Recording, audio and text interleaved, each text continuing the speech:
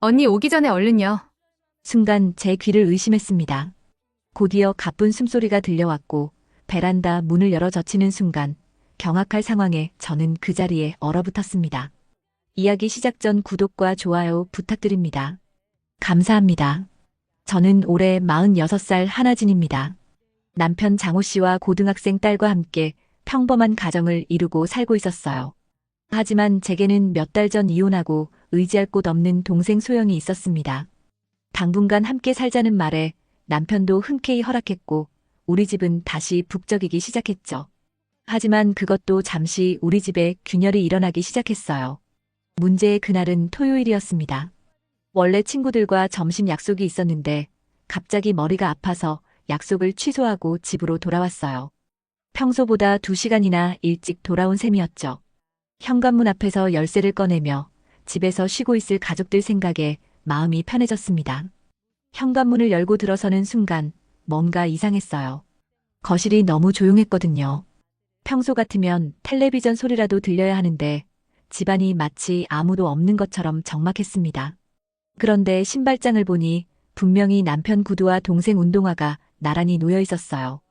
딸은 학원에 간다고 했으니 집에는 남편과 동생이 있었어요. 여보, 소영아. 목소리를 높여 불러봤지만 대답이 없었어요. 부엌을 지나 안방으로 향했는데 거기에도 아무도 없었습니다. 혹시 밖에 나갔나 싶어 베란다 쪽으로 발걸음을 옮겼죠. 그런데 베란다 문 너머로 희미하게 대화 소리가 들려왔어요. 처음에는 그냥 평범한 대화인 줄 알았습니다. 하지만 자세히 들어보니 평소에 들어본 적 없는 톤이었어요. 남편의 목소리가 평소보다 부드러웠고 동생의 웃음소리도 뭔가 달랐습니다. 마치 비밀을 공유하는 사람들처럼 은밀하고 낮은 목소리였죠. 가슴이 이상하게 뛰기 시작했습니다. 왜 그런지는 모르겠지만 본능적으로 불안감이 밀려왔어요. 설마 하는 생각이 머릿속을 스쳐 지나갔지만 곧바로 그런 생각을 떨쳐내려 했습니다. 내 남편과 내 동생인데 그럴 리가 없다고 스스로를 달랬죠. 하지만 그 불안감은 점점 커져만 갔습니다. 베란다 문 앞에 서서 안에서 들려오는 소리에 더욱 집중했어요. 형부, 지금 그렇게 해요. 조금만 더요. 라는 말이 희미하게 들려왔습니다. 그 순간 온몸에 소름이 돋았어요. 조금만 더 뭘 해야 한다는 건지, 왜 이런 말을 하는 건지 이해할 수 없었습니다. 손이 떨리기 시작했어요. 문고리를 잡고 있는 손에서 식은땀이 났습니다. 마음 한편으로는 그냥 돌아가고 싶었어요. 모르는 척하고 나중에 자연스럽게 만나고 싶었습니다. 하지만 다른 한편으로는 진실을 확인하고 싶었죠. 이 불안감의 정체가 무엇인지, 내가 잘못 생각하고 있는 건지 알고 싶었습니다. 결국 더 이상 참을 수 없었어요. 20년 가까이 함께 살아온 남편, 그리고 평생 믿고 의지해온 동생에 대한 의심을 품고 있는 자신이 너무 싫었습니다. 이 모든 게 오해라는 걸 확인하고 싶었어요. 그래서 베란다 문을 열기로 결심했습니다. 설마라는 마음과 함께 베란다 문에 귀를 더 가까이 기울였습니다. 안에서 낮게 웃으며 나누는 대화가 더 선명하게 들려왔어요. 언니 오기 전에 이것만. 이라는 소영의 목소리가 들렸고 그 다음엔 남편의 낮은 웃음소리가 이어졌습니다. 그 순간 가슴이 쿵 하고 내려앉는 기분이었어요. 더 이상 참을 수 없었습니다. 떨리는 손으로 베란다 문고리를 돌리고 힘껏 문을 열었어요. 그리고 그 안에서 본 광경은 제가 평생 잊을 수 없는 장면이었습니다. 남편 장호와 내 동생 소영이 서로 몸을 맞대고 있었어요. 소영의 윗옷은 바닥에 떨어져 있었고 두 사람은 제가 문을 여는 소리에 깜짝 놀라 급히 몸을 떼어놓았습니다. 언니. 소영이 당황한 목소리로 제 이름을 불렀어요. 그녀는 급히 바닥에 떨어진 옷을 주워 자신의 몸을 가리려 했습니다. 얼굴이 새빨갛게 달아올라 있었고 눈동자가 불안하게 흔들리고 있었어요. 그게 아니야, 화진아. 장호가 손사래를 치며 말했습니다. 하지만 그의 목소리는 떨리고 있었고 얼굴에는 당황함이 역력히 드러나 있었어요. 셔츠 단추 몇 개가 풀어져 있는 모습이 모든 걸 말해주고 있었습니다. 저는 그 자리에 얼어붙은 듯 서 있었어요. 머릿속이 하얘졌고 무엇을 해야 할지 몰랐습니다. 이게 꿈인지 현실인지 구분할 수 없을 정도로 충격적이었어요. 가장 믿었던 남편과 내 친동생이 이런 일을 하고 있다는 게 믿어지지 않았습니다. 언니, 정말 미안해. 이건 소영이 눈물을 글썽이며 말을 이어가려 했지만 저는 손을 들어 그녀의 말을 막았어요. 지금 당장은 어떤 변명도 듣고 싶지 않았습니다. 그때 본능적으로 휴대폰을 꺼냈어요. 손이 덜덜 떨렸지만 이 상황을 기록으로 남겨야 한다는 생각이 들었습니다. 나중에 이 모든 게 꿈이었다고, 잘못 본 거라고 스스로를 속일 수도 있을 것 같았거든요. 셔터 소리가 베란다에 울려 퍼졌어요. 야, 뭐 하는 거야? 장호가 깜짝 놀라며 제 휴대폰을 빼앗으려 했지만 저는 재빠르게 피했습니다. 이미 몇 장의 사진이 찍힌 상태였어요. 떨어진 옷가지들, 당황한 그들의 모습, 모든 게 선명하게 담겨 있었습니다. 언니, 제발 그 사진 지워줘. 소영이 울먹이며 애원했어요. 정말 실수였어. 한순간의 실수였다고. 하지만 저는 대답하지 않았습니다. 실수라고 하기엔 너무나 자연스러운 모습이었거든요. 처음이 아니라는 걸 직감적으로 알 수 있었어요. 그들의 당황한 눈빛, 서로를 바라보는 시선, 모든 게 이미 익숙한 사이라는 걸 말해주고 있었습니다. 화진아, 진정하고 이야기하자. 장호가 다가오려 했지만 저는 뒷걸음질 쳤어요. 지금은 그 누구와도 이야기하고 싶지 않았습니다. 특히 이 두 사람과는 절대로. 베란다를 나와 거실로 향했습니다. 다리에 힘이 빠져서 소파에 주저앉았어요. 이 모든 상황이 현실이라는 게 받아들여지지 않았습니다. 아침에 평범하게 시작된 하루가 이렇게 끝날 줄은 꿈에도 몰랐어요. 휴대폰 속 사진들을 다시 확인했습니다.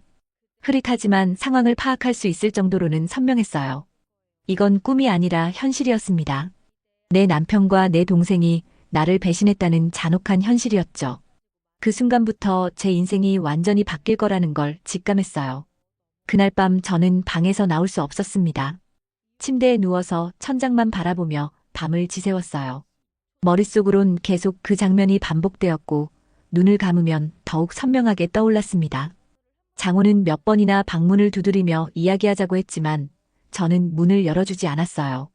다음 날 아침 딸이 학교에 간 후 저는 소영을 거실로 불렀습니다. 더 이상 미룰 수 없었거든요. 진실을 알아야 했어요. 소영은 밤새 울었는지 눈이 퉁퉁 부어 있었고 제 앞에 앉자마자 고개를 숙였습니다. 언제부터야? 저는 단도직입적으로 물었어요. 돌려 말할 기분도 아니었고 변명을 들을 준비도 되어 있지 않았습니다. 그냥 사실만 알고 싶었어요. 소영은 한참 동안 말을 하지 못했습니다. 손수건으로 눈물을 닦으며 어쩔 줄 몰라 했어요. 언니 정말 미안해. 정말로 미안해. 언제부터냐고 물었어. 저는 다시 한번 물었습니다. 이번엔 목소리에 화가 섞여 있었어요. 한 달 전쯤부터야. 소영이 떨리는 목소리로 대답했어요. 이혼하고 나서 너무 외로웠어. 술 마시고 울고 있는데 형부가 위로해 주시더라고. 그런데 그날 밤에 그만 선을 넘어버렸어. 한 달이라니. 생각보다 오래된 일이었습니다. 저는 그동안 아무것도 모르고 평범하게 지내고 있었는데 제 코앞에서 이런 일이 벌어지고 있었다는 게 더욱 충격적이었어요. 한 번뿐이야? 제가 물었을 때 소영은 고개를 더욱 숙였습니다. 그 모습만 봐도 답을 알 수 있었어요. 아니야. 몇 번 더 있었어. 소영의 목소리는 이제 거의 들리지 않을 정도로 작아져 있었습니다. 정말 미안해, 언니.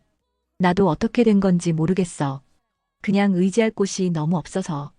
그 말을 들으며 가슴이 찢어지는 기분이었어요. 언니에게 기대야 할 동생이 오히려 내 남편을 의지했다는 사실이 더 충격적이었습니다.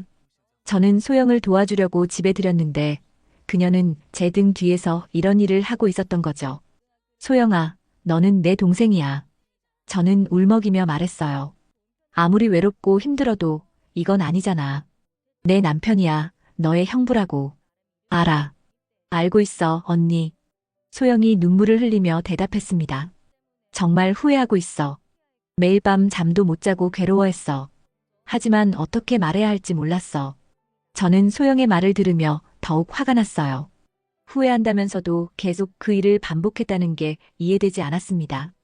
진짜 후회했다면 처음 한 번으로 끝났어야 했어요. 그럼 형부는 뭐라고 하던? 저는 장호에 대해서도 물어봤습니다. 형부도 후회한다고 했어. 언니한테 미안하다고, 다시는 이런 일 없을 거라고.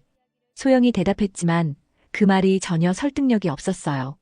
저는 그때 깨달았습니다. 이게 한순간의 실수가 아니라는 걸요.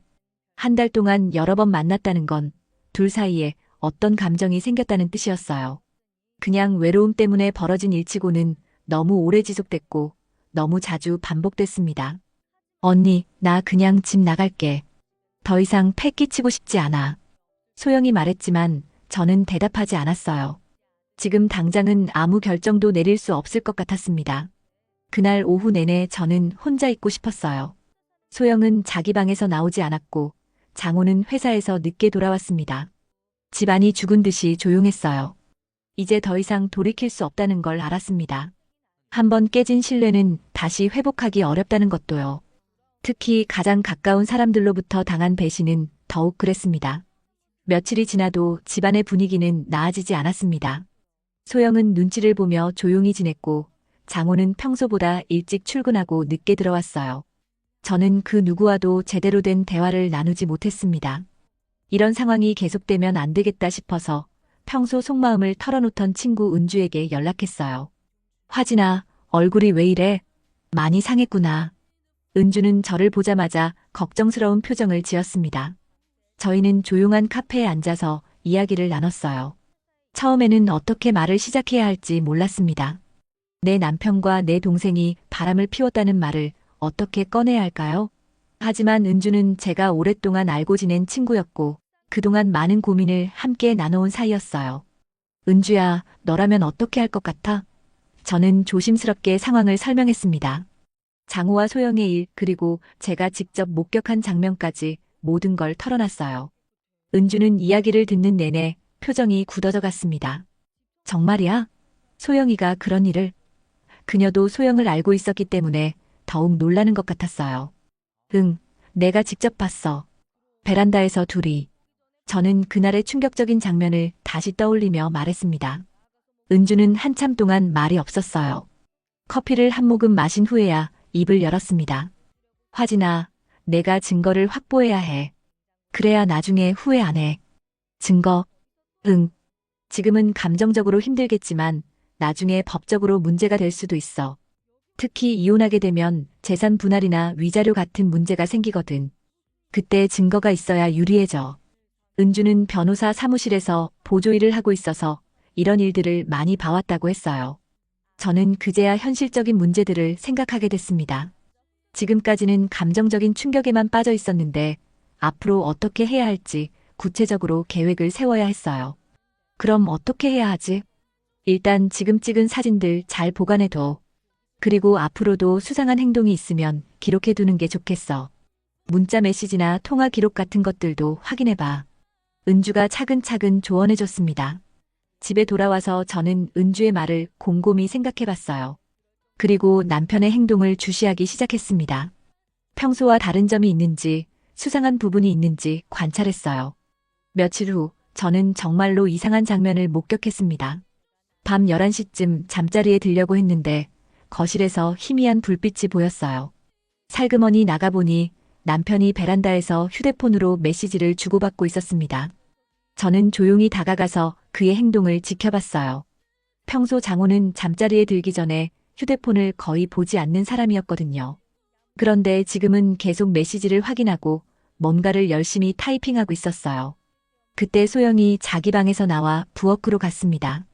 물을 마시러 나온 것 같았는데 남편과 눈이 마주치더니 묘한 시선을 주고받았어요. 말은 하지 않았지만 서로를 의식하고 있다는 게 느껴졌습니다. 저는 그 순간을 놓치지 않고 휴대폰으로 녹화했어요. 비록 대화를 나누지는 않았지만 둘의 행동만 봐도 뭔가 있다는 걸 알 수 있었습니다. 특히 남편은 소영이 지나간 후에도 계속 그녀가 간 방향을 바라보는 모습이 포착됐어요.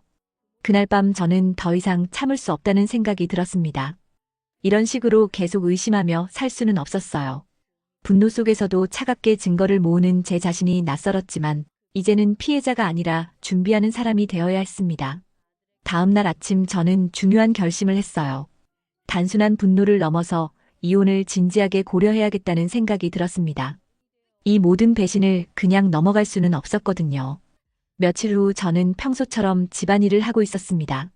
주방 쓰레기통을 비우려다가 그 안에서 수상한 영수증을 발견했어요.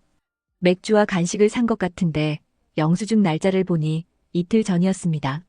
그런데 이상한 건 저는 그날 맥주를 사지 않았거든요. 자세히 살펴보니 더 충격적인 것들이 있었어요. 영수증 아래쪽에는 다른 업체 이름이 적혀 있었는데 모텔 이용료였습니다. 정확히는 선샤인 모텔 이용 영수증이라고 되어 있었어요. 손이 떨렸습니다. 이게 정말 우리 집 쓰레기통에서 나온 게 맞나 싶어서 다시 한번 확인했어요.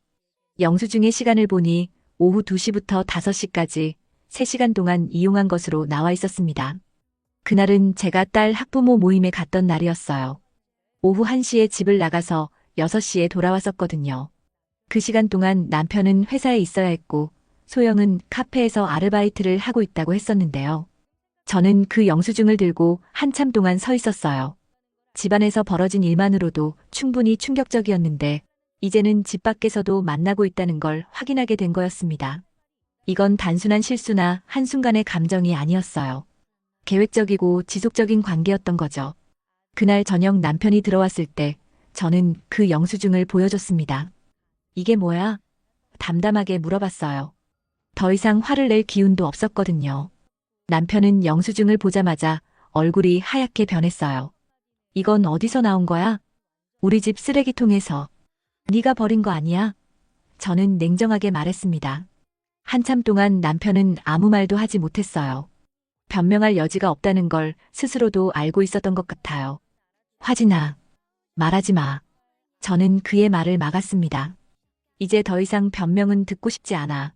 집안에서 하는 것도 모자라서 밖에서도 만나고 있었구나. 그날 밤 저는 소영을 불렀어요. 영수증을 보여주자 소영도 남편과 똑같은 반응을 보였습니다. 당황하며 눈물을 흘렸지만 더 이상 제게는 감동이 없었어요. 언니, 정말 미안해. 정말. 소영이 울먹였지만 저는 차갑게 말했습니다. 소영아, 너 이제 이 집에서 진짜 나가야겠어. 더 이상 함께 살 수 없겠다. 언니, 제발 한 번만 더 기회를. 소영이 애원했지만 제 마음은 이미 굳어져 있었어요. 아니야. 이건 단순한 실수가 아니라 지속적인 배신이었어. 내가 집을 비운 틈을 타서 계획적으로 만났잖아. 그것도 모텔에서까지. 저는 감정을 억누르며 말했습니다. 다음 날 아침 소영은 짐을 쌌어요. 많지 않은 짐이었지만 그녀가 방에서 나와 캐리어를 끌고 나오는 모습을 보니 마음 한편이 아팠습니다. 그래도 이건 어쩔 수 없는 선택이었어요. 언니, 연락할게. 정말 미안했어. 현관문 앞에서 소영이 마지막으로 인사했어요. 저는 대답하지 않았습니다. 지금은 아무 말도 하고 싶지 않았거든요. 문이 닫히고 나서야 한숨을 크게 내쉬었어요. 이제 집에는 저와 남편 그리고 딸만 남았습니다. 하지만 이것만으로는 끝나지 않을 거라는 걸 알고 있었어요. 모텔 영수증은 그들의 관계가 단순한 충동이 아니라는 것을 명확히 보여줬습니다. 더 이상 이 결혼 생활을 지속할 수 없다는 확신이 들었어요. 그날 밤 저는 은주에게 전화를 걸었습니다. 은주야, 이제 진짜로 결정해야겠어. 이혼 절차에 대해서 알아봐 줄 수 있어? 소영이 집을 나간 지 사흘이 지났을 때 그녀에게서 연락이 왔습니다. 만나서 이야기하고 싶다는 문자였어요. 처음에는 거절하려 했지만 마지막으로 한 번은 만나야 할 것 같았습니다. 그래야 이 모든 일에 정리가 될 것 같았거든요. 약속 장소는 집 근처 조용한 카페였어요. 소영은 저보다 먼저 와서 기다리고 있었습니다. 며칠 사이에 많이 야윈 것 같았어요. 얼굴도 수척해 보였고 평소보다 화장도 진하게 한 것 같았습니다. 언니, 와줘서 고마워. 소영이 조심스럽게 말했어요. 목소리가 많이 쉬어 있었습니다. 저는 그녀 맞은편에 앉으며 차갑게 말했어요. 뭐 할 말 있어서 부른 거지? 언니, 정말 진심으로 사과하고 싶어. 내가 정말 잘못했어. 변명할 여지도 없고 용서받을 자격도 없다는 거 알아. 소영의 눈에는 눈물이 고여 있었어요. 하지만 저는 더 이상 그녀의 눈물에 감동받지 않았습니다. 이미 너무 많은 배신을 당했거든요. 그래서 내가 모든 걸 정리할게. 형부하고도 연락 안 할 거고 언니 앞에 다시는 나타나지 않을게. 정말 미안해. 소영이 떨리는 목소리로 말했어요. 그때 소영의 휴대폰이 울렸습니다. 진동으로 설정되어 있었지만 테이블 위에서 울리는 소리가 들렸어요. 소영은 급히 휴대폰을 보더니 당황한 표정을 지었습니다. 화면을 제게 보이지 않으려고 재빨리 가방 안에 넣었어요. 누구야? 저는 물어봤습니다. 아무도 아니야. 스팸 전화 같은 거야. 소영이 어색하게 웃으며 대답했어요. 하지만 몇 분 후 또 전화가 왔습니다. 이번에는 계속 울렸어요. 소영은 점점 불안해하는 표정을 지었고 결국 가방에서 휴대폰을 꺼내 화면을 확인했습니다. 그 순간 저는 화면을 봤어요. 형부라는 이름이 떠 있었습니다. 받지 않을 거야? 저는 냉소적으로 물었어요. 소영은 급히 전화를 거절했지만 이미 늦었어요. 저는 모든 걸 확인했습니다. 소영이 저와 만나고 있는 이 순간에도 장호가 계속 연락하고 있다는 걸요. 소영아, 방금 뭐라고 했지? 형부하고 연락 안 한다고 했잖아. 저는 목소리를 높였어요. 언니, 이건. 소영이 변명하려 했지만 또 전화가 왔어요. 이번에는 문자였는데 알림음이 들렸습니다. 저는 더 이상 들을 게 없다는 듯 자리에서 일어났어요. 소영아, 너는 여전히 거짓말을 하고 있구나. 나한테 사과한다면서도 지금 이 순간에도 그 사람과 연락하고 있잖아. 언니, 정말 아니야. 그냥. 소영이 일어나서 제 팔을 잡으려 했지만 저는 뿌리쳤어요. 그만해. 이제 정말 끝이야. 저는 가방을 들고 카페를 나왔습니다. 집으로 돌아가는 길에 저는 은주에게 전화를 걸었어요. 은주야, 이제 절차를 밟아야겠어. 변호사 소개해 줄 수 있지? 정말로 결심한 거야? 은주가 심각한 목소리로 물어봤어요. 응. 더 이상 미련 없어. 방금 소영이를 만났는데 여전히 남편과 연락하고 있더라고. 나한테는 거짓말하면서 말이야. 저는 차분하게 대답했어요. 알겠어. 우리 사무실에 괜찮은 변호사님 있어. 내일 시간 되면 만나볼까? 응, 내일 당장 만나고 싶어. 그날 밤 집에 돌아가니 남편이 불안한 표정으로 저를 기다리고 있었어요. 아마 소영에게서 연락을 받았나 봅니다. 화진아, 소영이 만났다면서? 남편이 조심스럽게 물어봤어요. 응, 만났어. 그리고 너희가 여전히 연락하고 있다는 것도 확인했어. 저는 담담하게 말했어요. 남편은 아무 말도 하지 못했습니다. 이제 더 이상 변명할 거리도 없었거든요. 장호 씨, 이제 정말 끝이야. 내일 변호사 만나러 갈 거야. 저는 마지막으로 통보했어요. 그날 밤부터 저는 새로운 삶을 준비하기 시작했습니다. 하지만 그 이틀 후 어머님 생신이라 어쩔 수 없이 시댁을 찾았습니다. 평소 같으면 반갑게 맞아주던 시어머니와 시아버지의 얼굴이 굳어 있었어요. 아마 남편이 미리 상황을 설명한 것 같았습니다. 분위기가 예사롭지 않다는 걸 현관에 들어서자마자 느낄 수 있었어요. 식사 준비를 도우며 부엌에 있는데 시어머니가 입을 열었습니다. 화진아, 내가 소영이를 내쫓았다면서? 저는 손을 멈추고 시어머니를 바라봤어요. 네, 그렇게 됐어요. 그 애가 어디 갈 데가 있어? 이혼한 지 얼마나 됐다고. 남편도 실수 좀 한 거 가지고 집안 망신을 이렇게 시켜? 시어머니의 목소리에는 비난이 섞여 있었어요. 이어서 시아버지가 술잔을 내려놓으며 맞장구 쳤습니다. 그래, 내 동생 일이기도 하잖아. 피부치끼리 그럴 수도 있지.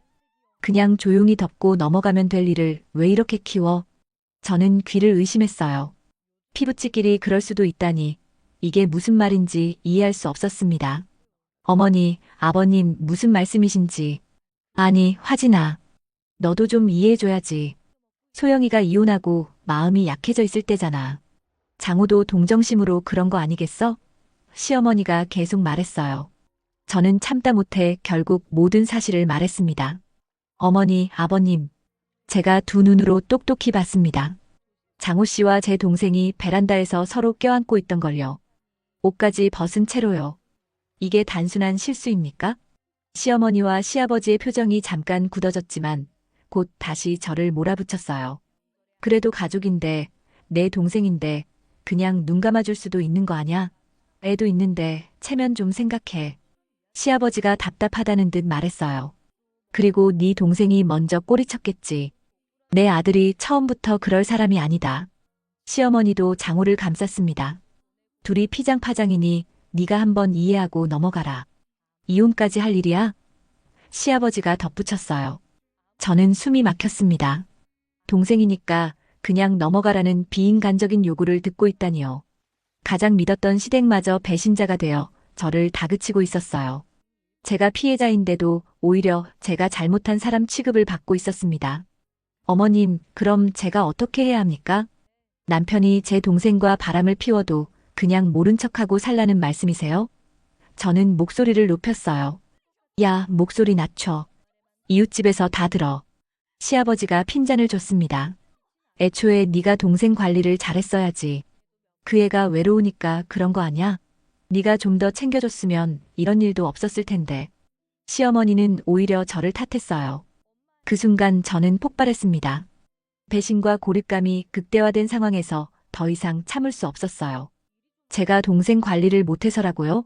제 남편이 제 동생과 모텔까지 가면서 바람을 피워도 제가 잘못이라는 말씀이세요? 저는 앞치마를 벗어던지며 단호히 말했어요. 모텔? 모텔까지 갔어? 시어머니가 깜짝 놀라며 물어봤어요. 네, 영수증까지 받습니다. 이게 단순한 실수예요? 한 달 넘게 계속된 일이고 제가 집을 비운 틈을 타서 계획적으로 만난 거예요. 시댁 식구들은 잠시 말이 없었어요. 하지만 곧 다시 저를 설득하려 했습니다. 그래도 이혼은 너무하지 않냐? 한 번 더 기회를 줘보라고. 시아버지가 말했어요. 저는 더 이상 참고 있을 수 없다는 듯 가방을 챙겼습니다. 저는 제 동생도 이 남자도 더는 용서할 수 없습니다. 저를 지옥으로 내몬 사람들이니까요. 화진아, 어디 가는 거야? 시어머니가 불렀지만 저는 돌아보지 않았어요.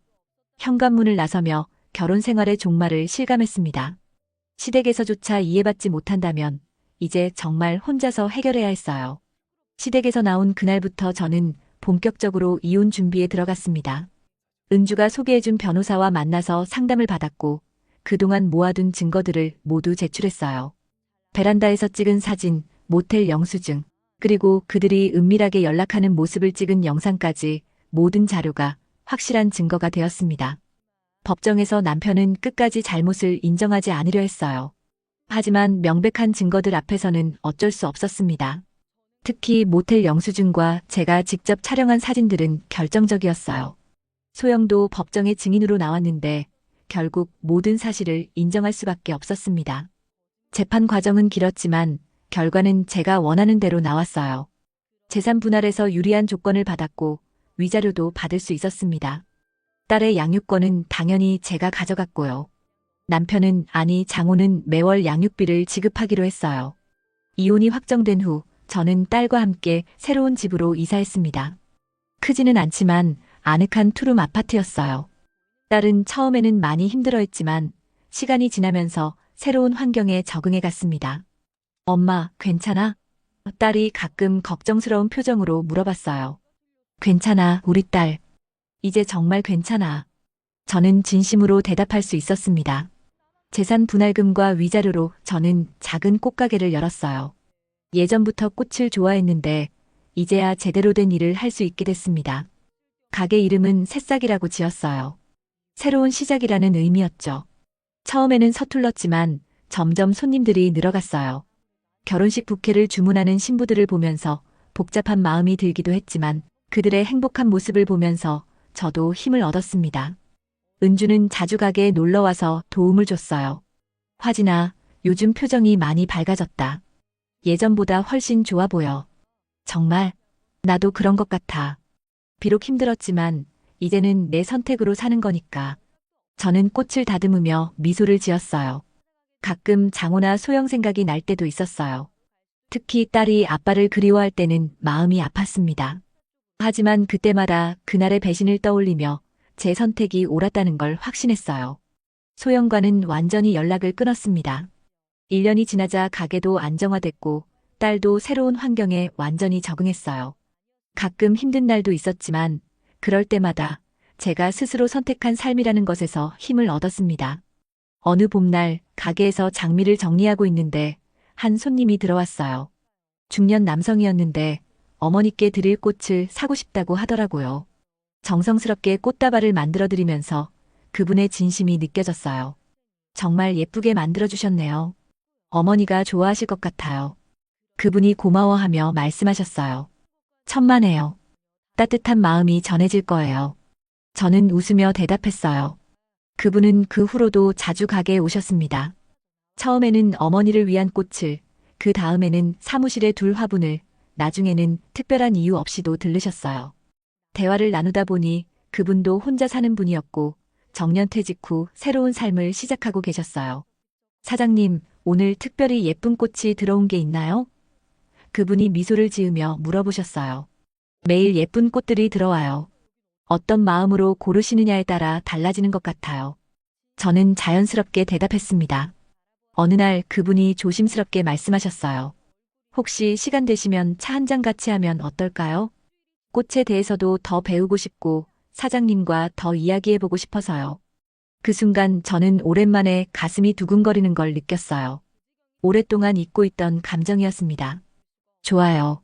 가게 문 닫고 나서 시간 있어요. 그날 저녁 조용한 카페에서 우리는 많은 이야기를 나눴습니다. 서로의 지난 상처들, 새로운 시작에 대한 희망, 그리고 앞으로의 꿈까지요.